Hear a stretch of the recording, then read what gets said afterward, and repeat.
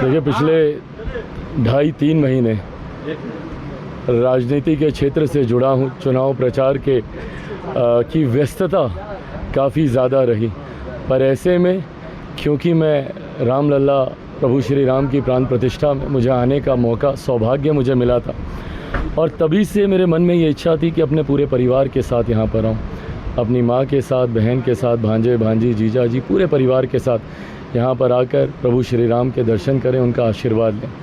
कल जैसे ही चुनाव प्रचार समाप्त हुआ, पूरा परिवार हम लोग यहाँ अयोध्या आए, प्रभु श्री राम के दर्शन किए। यहाँ हनुमानगढ़ी में आके बजरंगबली जी का आशीर्वाद हम लोगों ने लिया।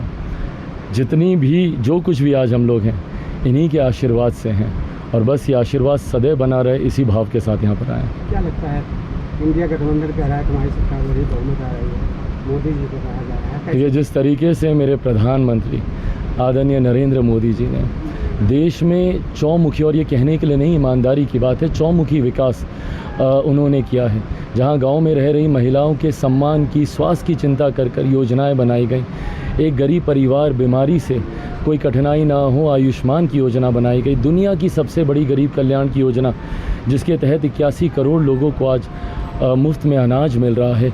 ये तमाम ऐसी योजनाएं हैं जहां पे एक गरीब परिवार को सकारात्मक तरीके से हर व्यक्ति को प्रभावित कहीं ना कहीं हुए हैं इससे।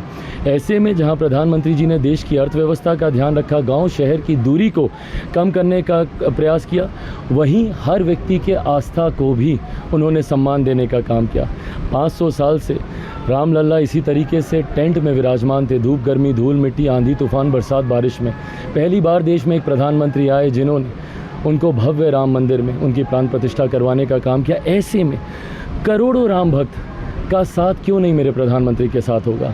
ऐसे में जो लोग सनातन को समाप्त करने की सोच रखते हैं, जो लोग शक्ति के विनाश की सोच रखते हैं, मुझे नहीं लगता कि देश की जनता कभी उनका साथ देगी। ऐसे में पूर्ण विश्वास है कि 4 जून को जब परिणाम आएंगे, बड़ी बहुमत के साथ लक्ष्य को पूरा करते हुए मेरे प्रधानमंत्री जी तीसरी बार प्रधानमंत्री पद की शपथ लेंगे। प्रधानमंत्री जी कन्याकुमारी विवेकानंद मंडपम में पहुंचे हैं, जहां पे विवेकानंद जी को दिव्य दृष्टि का ज्ञान प्राप्त हुआ। आओ आप अयोध्या रामलला की, विपक्ष कह रहा है आचार संहिता की उल्लंघन है। कतई ये उल्लंघन नहीं है, पर ये बात वो लोग कतई नहीं समझ पाएंगे जो आध्यात्म को कभी जान नहीं पाए। ये वो विपक्षी दल कभी नहीं समझ पाएगा जिसने सनातन का कभी सम्मान किया ही नहीं, कभी आस्था रखी ही नहीं। उनके लिए ये बातें मायने ही नहीं रखती। मेरे प्रधानमंत्री जी 2014 में भी चुनाव प्रचार समाप्त होने के बाद इसी तरीके से उन्होंने ध्यान लगाया था, 2019 में भी और इस बार भी 2024 में भी, और उन्हीं का हनुमान हूँ। एक तरफ वो ध्यान लगाने गए हैं, मैं यहाँ प्रभु श्री राम और बजरंगबली जी का आशीर्वाद लेने आया हूँ। भारत माता की दिव्य दृष्टि प्राप्त की विवेकानंद को, तो क्या लग रहा है कि आपकी जो बहुमत होगा तो भारत माता के लिए क्या क्या करेंगे? बिल्कुल होगा, बहुमत भी प्राप्त होगा। और जिस तरीके से मेरे प्रधानमंत्री जी ने भारत माता की जय कहने के लिए ही ये नारा नहीं लगाया, हकीकत में आज भारत माता की जय उन्होंने देश में, दुनिया में उन्होंने करके दिखाया। आज दुनिया का कोई देश ऐसा नहीं है जहाँ पे भारत का डंका ना बजता हो। जिस तरीके से भारत माता के गौरव को, सम्मान को, सर को ऊंचा करने का काम किया। एक समय था जब कहा जाता था कि भारत सोने की चिड़िया है। मेरे प्रधानमंत्री जी ने आज सोने का शेर भारत को बनाया है जो दुनिया में दहाड़ता है।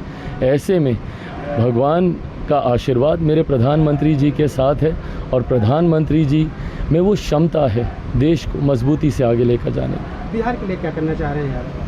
बिहार में कई कार्य करने बाकी हैं। बिहार फर्स्ट, बिहारी फर्स्ट की सोच के साथ मैं निकला हूँ।